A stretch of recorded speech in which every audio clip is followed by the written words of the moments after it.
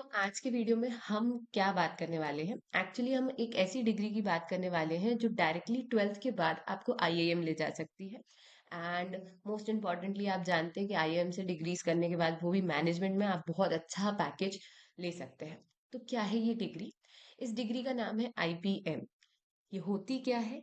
ये एक 5 साल का इंटीग्रेटेड प्रोग्राम है मैनेजमेंट में, जहाँ पे आप BBA plus MBA direct twelfth के बाद कर सकते हैं। पहले 3 साल इस डिग्री के बीबीए होते हैं, that is the foundation of management. तो 3 साल आप उस पर फोकस करते हैं और लास्ट के 2 साल में आपको एमबीए यानी मास्टर्स ऑफ बिजनेस एडमिनिस्ट्रेशन उस पर फोकस किया जाता है। तो इंटीग्रेट कर दिया है, दोनों डिग्री को मिला के 5 साल का बनाया है। ठीक है। 5 साल की डिग्री है तो इसको दो हिस्सों में बांटा है, पहले 3 साल और लास्ट के 2 साल। ठीक है।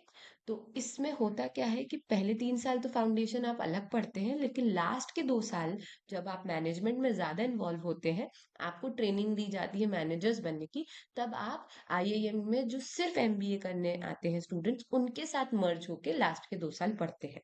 ठीक है। अब बात आती है कि ये कहाँ कहाँ ये कोर्स होता है।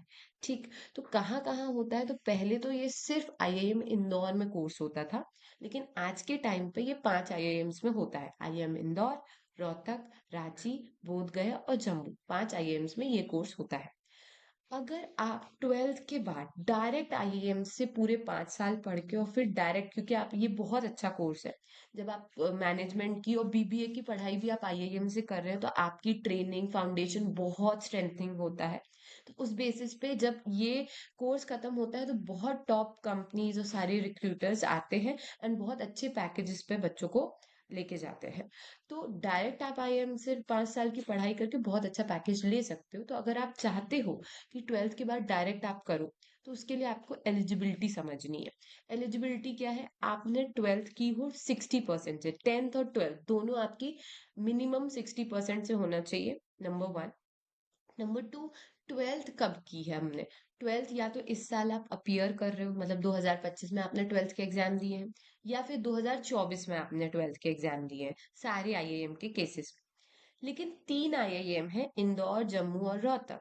वो 2023 यानी 2023 में भी अगर आपने ट्वेल्थ की थी, तो ये 3 आईआईएम के लिए आप एंट्रेंस एग्जाम दे सकते हैं। तो ये आपकी मिनिमम एलिजिबिलिटी है जो आपको इस एग्जाम में अपीयर करने के लिए चाहिए। ठीक। अब बात आती है कि ठीक है, I am eligible for the exam, तो अब मुझे एंट्रेंस एग्जाम देना कौन सा है? तो देखिए, आईपीएम में अगर आपको एडमिशन लेना है तो आप 3 एंट्रेंस एग्जाम दे सकते हैं। पहला होता है जॉइंट आईपीएम एडमिशन टेस्ट। ये एंट्रेंस एग्जाम 2 आईआईएम में आईपीएम में एडमिशन लेने के लिए होता है, एक आईआईएम जम्मू और एक आईआईएम बोध गया। तो अगर आपको इन दोनों में एडमिशन लेना है तो आपको जॉइंट आईपीएम एडमिशन टेस्ट देना होगा। फिर बात आती है आईआईएम रोहतक की। तो आईआईएम रोहतक में अगर आपको आईपीएम का कोर्स करना है तो उसका एक अलग एग्जाम होता है जिसका नाम है IPM AT, IPM aptitude test, जो कि आईआईएम रोहतक खुद कंडक्ट करता है। ठीक है। तो अगर रोहतक में जाना है तो उसके लिए ये स्पेसिफिक एग्जाम देना पड़ेगा।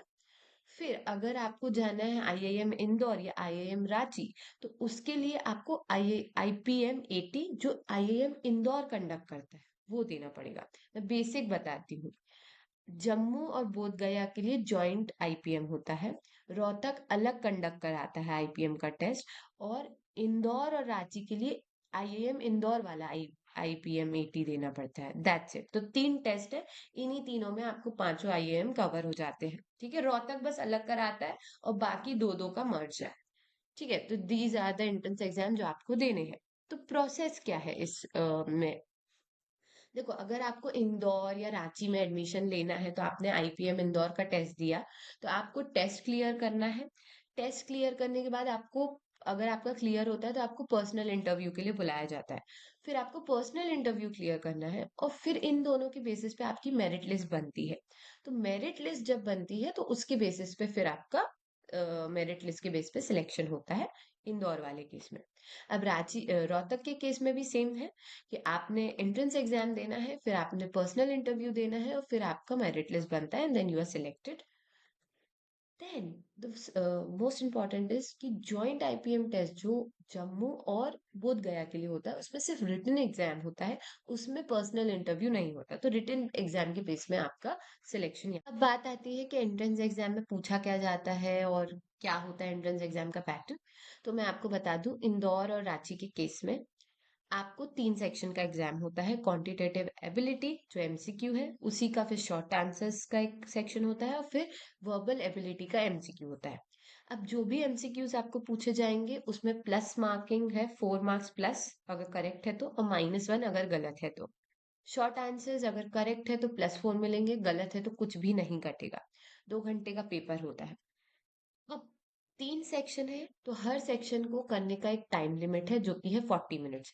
तो पहले सेक्शन में सिर्फ करने के लिए 40 मिनट मिलेंगे, दूसरे सेक्शन को करने के लिए सिर्फ 40 मिनट, और तीसरे को भी सिर्फ 40 मिनट। तो सेक्शन में टाइम का लिमिट है। अच्छा, दूसरी बात, सेक्शन में कट ऑफ है, तो सेक्शनल कट ऑफ भी आपको क्लियर करना है। ठीक है। तीसरा, लॉजिकल रीजनिंग का अलग सेक्शन नहीं है, लेकिन उसके क्वेश्चंस इन एमसीक्यूज में पूछे जा सकते हैं। तो ये आईपीएम इंदौर की बात हमने करी कि उसका एंट्रेंस एग्जाम ऐसा होगा पैटर्न। अगर हम जॉइंट आईपीएम एडमिशन के टेस्ट की बात करें तो उसमें भी 3 सेक्शन आएंगे। Quantitative aptitude, data interpretation and logical reasoning, verbal ability and reading comprehension.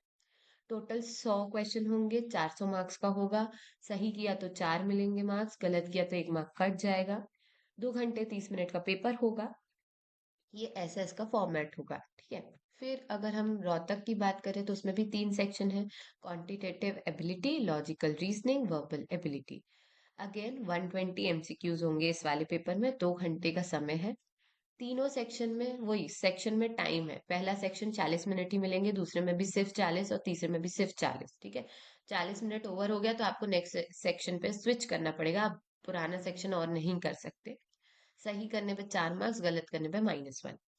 तो इन ऑल अगर मैं तीनों सेक्शन की बात करूं तो आपको quantitative ability, verbal ability, logical reasoning, तो तीनों पेपर के लिए पढ़ना ही है, और बाकी तो स्पेसिफिकली थोड़ा और देखना पड़ेगा हर पेपर।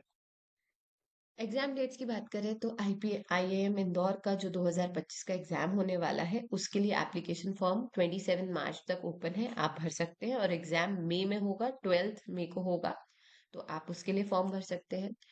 आईपीएम रोहतक के लिए अगर आपको भरना है तो 11 अप्रैल तक डेट है। 6 फेब से शुरू हुआ था फॉर्म, 11 अप्रैल तक आप उसको फिलअप कर सकते हैं। ज्वाइंट आईपीएम की बात करें तो उसकी डेट ओवर हो चुकी है 2025 के लिए, तो ये आप अभी फिल नहीं कर सकते। लास्ट डेट कल ही थी, शायद कल परसों ही थी। सो ये थोड़ा मिस आउट हो गया है। बाकी ओवरऑल अगर हम एग्जाम की बात करें तो 3 सेक्शन आपको बहुत स्ट्रेंथन करने हैं। क्वांटिटेटिव एबिलिटी, वर्बल एबिलिटी और लॉजिकल रीजनिंग उतना टफ नहीं है, अगर आप प्रीवियस ईयर्स पेपर्स की हेल्प कर लें और अच्छे से प्रैक्टिस करें क्वेश्चन पेपर्स को तो आप आराम से कर सकते हैं। मोर ओवर, सेक्शन का कट ऑफ है, सेक्शन में टाइम लिमिट है, लॉजिकल रीजनिंग, ये मार्किंग स्कीम। तो आपको पेपर का पैटर्न अच्छे से देखना चाहिए, क्वेश्चन पेपर्स अच्छे से देखने चाहिए, मार्क कट ऑफ्स देखने चाहिए, और प्रैक्टिस जितना ज्यादा हो सके क्वेश्चंस की और पेपर्स की करनी चाहिए। तो that's it everyone. I hope ये वीडियो आपके लिए हेल्पफुल हुआ हो। अगर है तो चैनल को लाइक, वीडियो को लाइक और चैनल को सब्सक्राइब करना मत भूलिएगा। और अगर आप और भी इंटरेस्टिंग और यूनिक करियर ऑप्शंस को एक्सप्लोर करना चाहते हैं, then stay tuned for the next video. Thank you for watching.